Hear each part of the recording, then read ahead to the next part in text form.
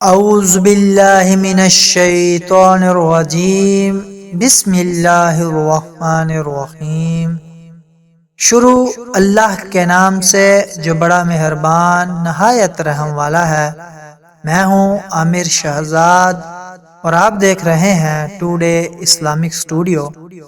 Video start کرنے سے پہلے آپ سب سے گزارش ہے، پلیز ایک مرتبہ حضور اکرم صلی اللہ علیہ وآلہ وسلم کی خدمت میں درود و اسلام کا نذرانہ پیش کریں۔ اس کے بعد ہمارے چینل کو لائک کریں، سبسکرائب کریں اور بیل کے آئیکن کو دبانا مت بھولیے تاکہ آپ کو ہماری مزید آنے والی ویڈیوز مل سکیں۔ آج ہم جس واقعے کا آپ سے ذکر کرنے والے ہیں وہ ہے آخرت کی تیاری کا ایمان افروز واقعہ۔ ایک سیٹھ صاحب کو انگور بہت پسند تھے۔ صبح اپنی فیکٹری جاتے ہوئے انہیں راستے میں اچھے انگور نظر آئے تو انہوں نے گاڑی روکی اور 2 کلو انگور خرید کر ملازم کے ہاتھ گھر بھجوا دیے۔ پھر خود تجارت کی غرض سے چلا گیا۔ دوپہر کو کھانا کھانے کے لیے گھر آئے تو دسترخوان پر سب کچھ موجود تھا مگر انگور نہ تھے۔ جب صاحب نے گھر والوں سے انگوروں کا پوچھا تو گھر والوں نے بتایا کہ وہ تو بچوں نے کھا لیے، کچھ ہم نے چکھ لیے۔ ویسے تو بظاہر یہ معمولی واقعہ تھا مگر بعض معمولی جھٹکے انسان کو بہت بڑا سبق دے جاتے ہیں۔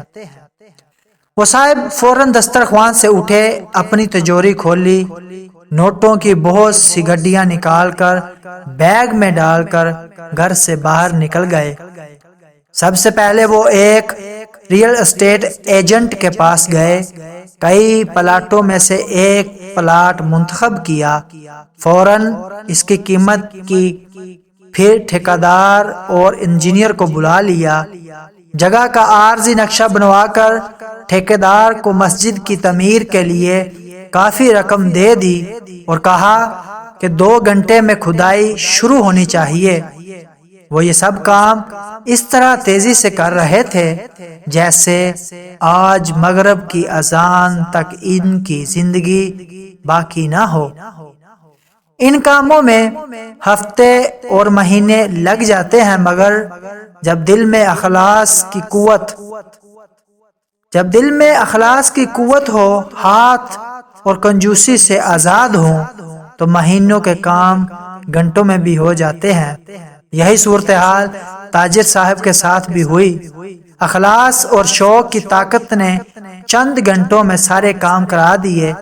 بہترین موقع کا پلاٹ بھی مل گیا، اچھا انجینئر اور اچھا ٹھیکیدار بھی ہاتھ آ گیا اور مغرب کی اذان سے پہلے کھدائی اور تعمیر کا کام بھی شروع ہو گیا۔ شام کو وہ صاحب گھر واپس آئے تو گھر والوں نے پوچھا کہ آج آپ کھانا چھوڑ کر کہاں چلے گئے تھے؟ کہنے لگے کہ اپنے اصلی گھر اور اصلی رہائش گاہ کا انتظام کرنے اور وہاں کھانے پینے کا انتظام بنانے گیا تھا۔ الحمدللہ سارا انتظام ہو گیا، اب سکون سے مر سکتا ہوں۔ آپ لوگوں نے تو میری زندگی میں ہی انگور کے 4 دانے میرے لیے چھوڑنا گوارا نہ کیے اور میں اپنا سب کچھ آپ لوگوں کے لیے چھوڑ کر جا رہا تھا۔ میرے مرنے کے بعد آپ نے مجھے کیا بھیجنا تھا، اس لیے اب میں نے خود ہی اپنے مال کا ایک بڑا حصہ اپنے لیے آگے بھیج دیا ہے۔ اس پر میرا دل بہت سکون محسوس کر رہا ہے۔ نبی کریم صلی اللہ علیہ وآلہ وسلم فرماتے ہیں کہ جو اللہ کے لیے مسجد بنائے اللہ اس کے لیے جنت میں ایک گھر بناتے ہیں۔ دیکھنا یہ ہے کہ دنیا میں تو ہم نے اپنا گھر بنا لیا، کیا جنت میں گھر بنانے کی تیاری کر لی ہے؟ ہو سکے تو ایک مسجد بنائیے، مسجد نہ بنوا سکیں تو مسجد میں حصہ ملائیے، کیونکہ ہم رہیں یا نہ رہیں، قیامت تک سجدے ہوتے رہیں گے۔ انشاءاللہ قبر میں بھی ثواب کے تحفے ملتے رہیں گے۔ اللہ پاک واقعہ سے سبق حاصل کر کے عمل کرنے کی توفیق عطا فرمائے۔